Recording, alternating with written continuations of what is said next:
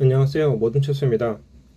오늘은 니오 파워데이에 대한 소식과 이에 따라서 니오가 장 초반에는 상승 출발했으나 하락한 이유에 대해서 알아보겠습니다. 촬영하는 일자는 7월 10일입니다. 먼저 WCCF테크의 기사를 읽어볼 건데요. 기사 제목은 니오는 2021년 파워데이를 개최했고 주요 내용은 2025년까지 전 세계의 배터리 수업 스테이션을 4,000개 설치한다는 것이고 비용은 약 $1 빌리언 될 것이다. 본문을 읽어보면 니오는 파워데이 2021에서 2025년까지 전 세계적으로 4,000개의 배터리 수업 스테이션을 만들 계획을 발표했습니다. 이를 통해 니오 고객 90%가 거주지 반경 3km 이내에 적어도 하나의 배터리 교환소를 갖게 됩니다. 참고로 지금까지 중국의 배터리 교환소 301개, 슈퍼 충전소 204개, 충전소 382개를 설치했습니다. 2021년에만 기존 목표치인 500대보다 늘어난 700대의 배터리 교환 스테이션을 구축할 계획입니다. 이것은 2025년까지 니오가 9억 2,800만 달러를 쓸 것이라는 것을 의미합니다.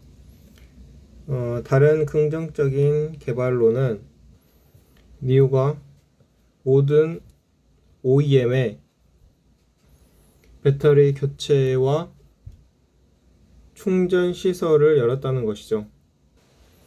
지난 4월에는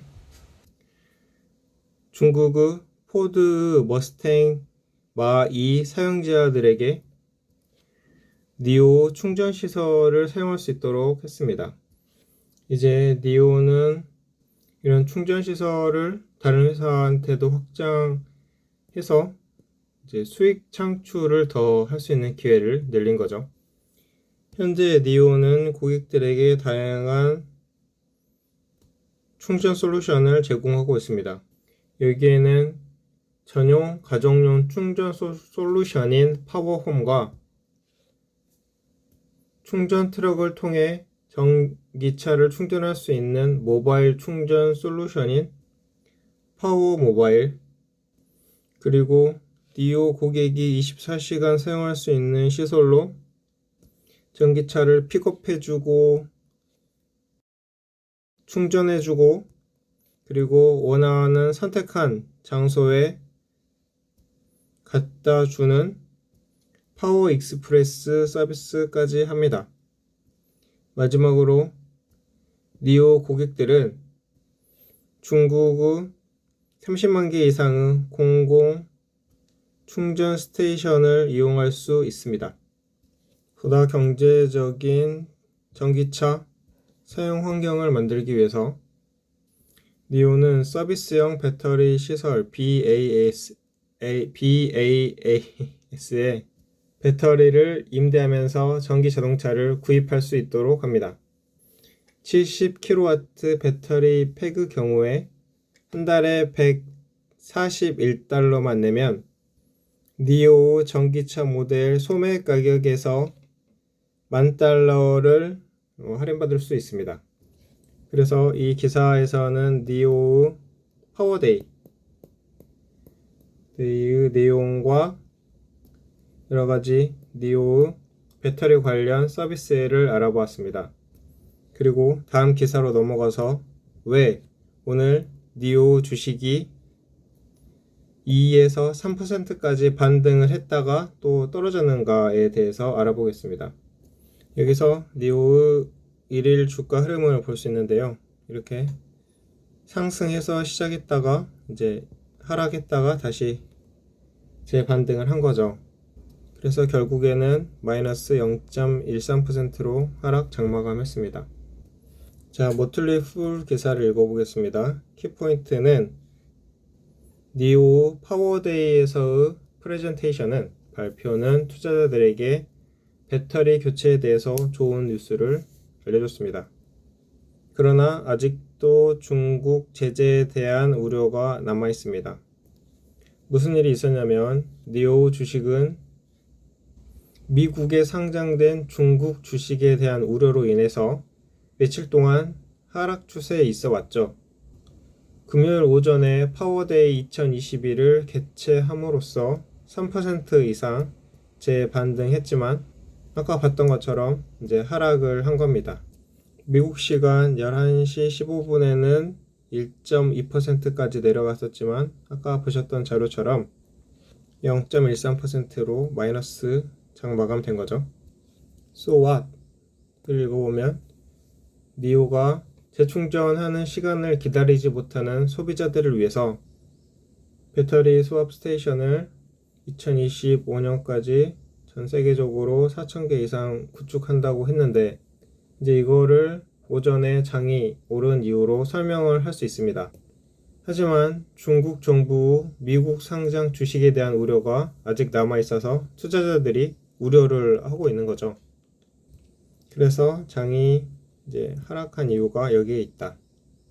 이것을 알아봤고, 그리고 Now What을 읽어보면 니오는 예전에 올해 가을에 노르웨이에 진출한다고 했었고 이게 중국 외부 첫 번째 시장입니다.